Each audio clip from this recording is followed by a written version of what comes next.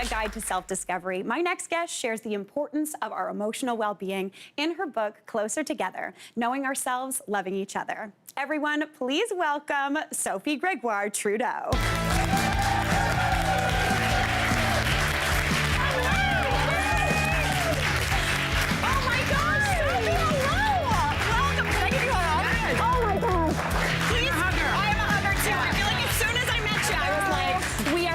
Sophie, I am so honored to meet you. Thank you so much for being here today. So am I. I've been hearing incredible things about you and this incredible audience and the show, so I'm happy to be here. Oh my gosh, I am so thrilled.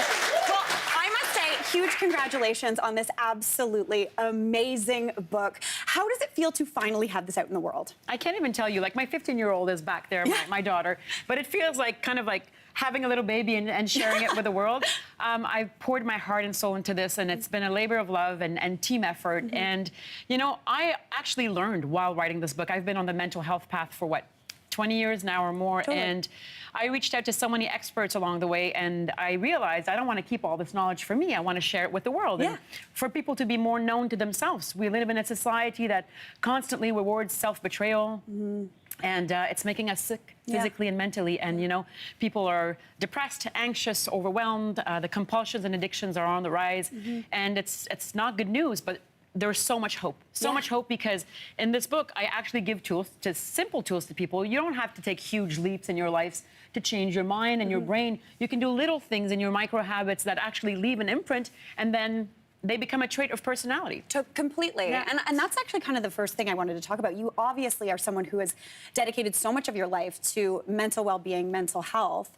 And I've heard you call yourself a forever student. Yeah. And I think that is the most beautiful way to live your life. Absolutely. And in this book, it's so clear, because you talk to experts, you talk to psychiatrists, you talk to leaders, so many different people. And it almost feels like in this book, it is a memoir, but it feels like you're bringing us along to learn these lessons alongside of you.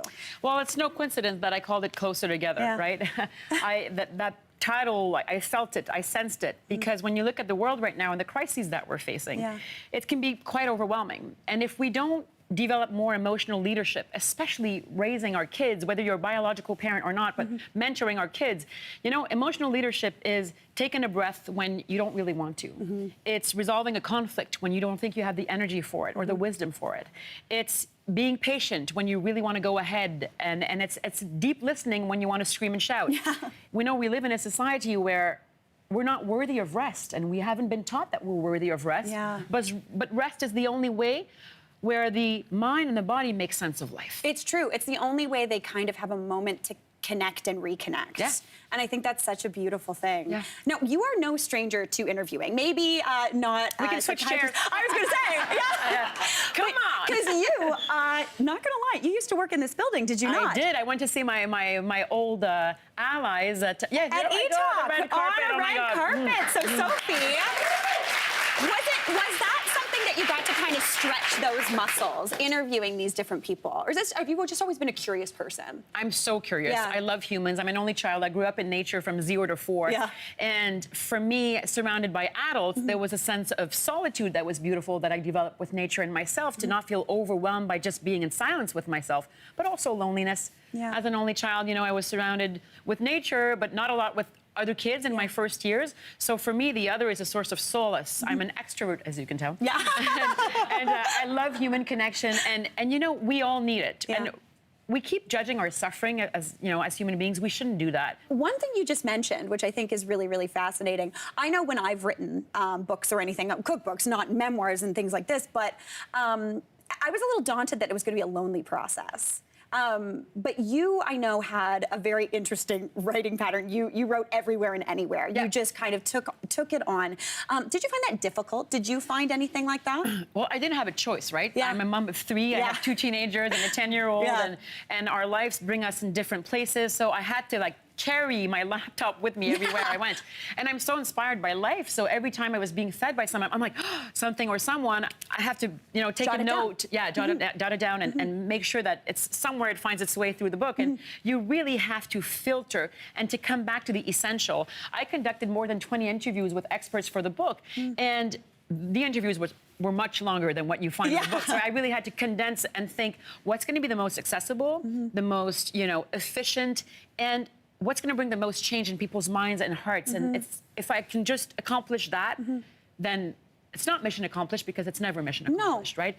But if I can bring a deeper connection within ourselves, then something real is happening where we can actually help each other and have each other's backs and minds and hearts. Yeah, I think that is absolutely, what a beautiful way to spend your to spend your life and spend your efforts. You're very, you know what? That's so true. Yeah. When you live from a place where I've met like kings and queens and popes and you know, people with big titles and big accomplishments, but I realize we're all the same. Yeah. That's all an illusion. Yeah. It's all a confusion. And if even me, like when people say, oh, you're a celebrity or you have a public personality, I'm like, you don't know Sophie G in the house. Yeah, That's not how I live, and that's not how I'm raising my kids, and that's not how I want to be in connection to the world. And I think when you actually believe in that whole celebrity thing, you're disconnected from yourself. And that's not how I want to live. No, I think it's all about, I think there are people in the world who are put here to do those really big things. Yeah. I don't know if I'm one of them. I think I'm someone who does little things every day. You're a cat person. I'm a cat person. Yes. Which I absolutely Are you good at love. like curling up and just like cuddling? Yeah. Now, you learned so much, obviously, while writing this book. Yeah. But when life has thrown curveballs at you, when big changes have happened in your life. No curveballs at all. What are you talking about? Zero. Zero. Everything's like, whatevs. I'm so interested to know, has that helped you handle those things? Absolutely. Absolutely. I believe, as someone who suffered from eating disorders at a young age and met so many people, we all have our struggles, right? And trauma is not just what happened to you that was really bad, and I'm quoting Gabor Mate here in my book. It's also what didn't happen, but that it should have taken place. Yeah.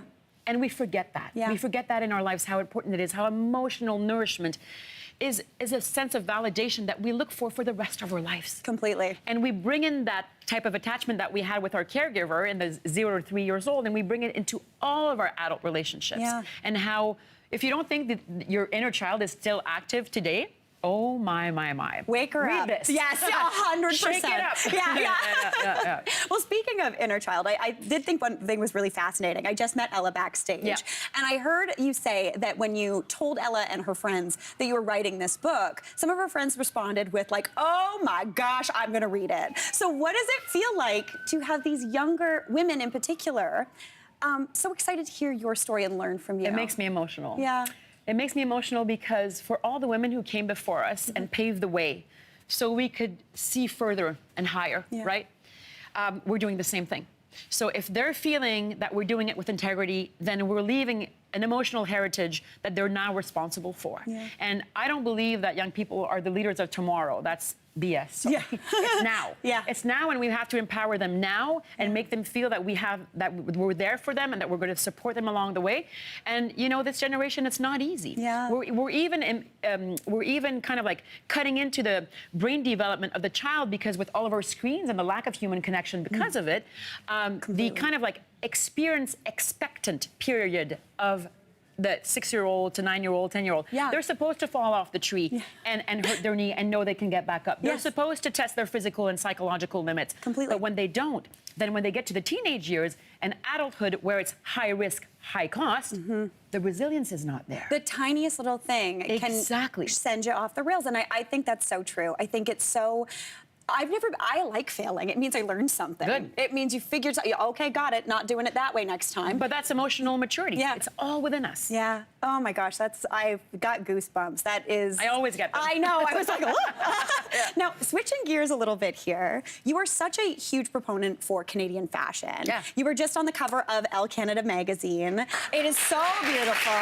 Now, is that something that you've always kind of made a note of? Have you just always been passionate about Canadian fashion, or is that something that you want to just show the world that we've got it?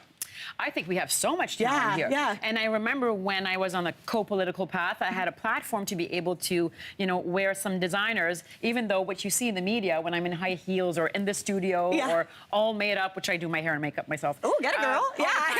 No time for anything else. You know, I really want to encourage local talent. And so I had somebody who helped me reach out to all the Canadian designers, and I really tried to wear them as much as possible. This one is Canadian. It's reversible.